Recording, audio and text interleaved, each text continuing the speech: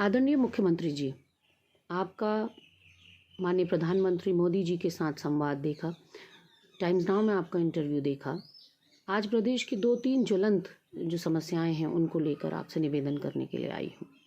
जो हमारा चारधाम मुख्य मार्ग है, ऋषिकेश, नरेंद्र नगर, यमकेश्वर, हरिद्वार, वहाँ 70 से ज़्यादा प्रतिशत लोग प्रत्यक्ष या अप्रत्यक्ष रूप से साहसिक पर्यटन से जुड़े हुए हैं। जाना ये धार्मिक पर्यटन के लिए भी जाता है, हेल्थ टूरिज़्म के लिए भी जाता है, पंचकर्मा होता है, मेडिटेशन होता है, योगा कैपिटल कहा जाता है, river rafting, bungee jumping, trekking, ये सारी चीज़ें यहाँ पर होती हैं। लेकिन सिर्फ उसका पीक सीज़न होता था अप्रैल से लेकर जुलाई तक, और इन 4 महीनों की जो आमदनी है उससे पूरे साल भर अपने परिवार का भरण पोषण यहाँ के व्यवसायी किया करते थे। आज उनके सामने रोज़ी रोटी का संकट आ गया है।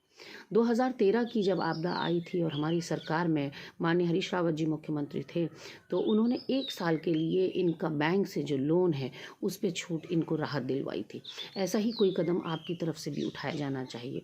टैक्सी मैक्सी चालकों की समस्या को लेकर हमारे अध्यक्ष माननीय प्रीतम सिंह जी कई मर्तबा आपसे मिलने के लिए आए, ज्ञापन के ज़रिए भी आपको बताने की कोशिश करी कि आज टैक्सी मैक्सी चालकों के सामने कितनी बड़ी आर्थिक संकट सामने आकर खड़ा हो गया है। फिर आपने कहा कि कृषि के बदौलत आप इस प्रदेश की आर्थिकी को वापस खड़ा करेंगे, इस प्रदेश की आमदनी वापस शुरू करेंगे। लेकिन कृषि जुड़ी होती है किसान से, और किसान तो खुद आज अपने पैरों पर खड़ा नहीं हो पा रहा है। उसकी क्या दुर्दशा है इस प्रदेश के अंदर किसी से छुपा हुआ नहीं है। 13 किसान आत्महत्या आपके कार्यकाल में कर चुके हैं। गन्ना किसानों का भुगतान नहीं हो पाया है। चीनी मिलें आज बंदी के कगार पर हैं। ओलावृष्टि और बेमौसम बरसात से बाकी के किसानों की फसल चौपट हो गई है।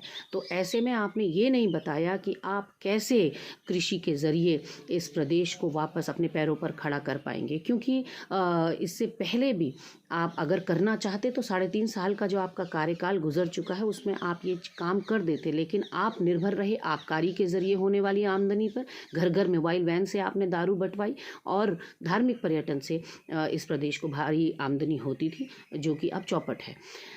तीसरा, मैं निंदा करना चाहूँगी आपके उस फैसले का जिसमें आपने कर्मचारियों के डीए को रोकने का फैसला लिया है। हर बार चोट मध्यम वर्गीय कर्मचारियों पर क्यों की जाती है? क्या उच्च वर्ग के अधिकारियों पर आपका बस नहीं चलता? क्या उनके पर्क्स, प्रिविलेजेस आपको दिखाई नहीं पड़ते?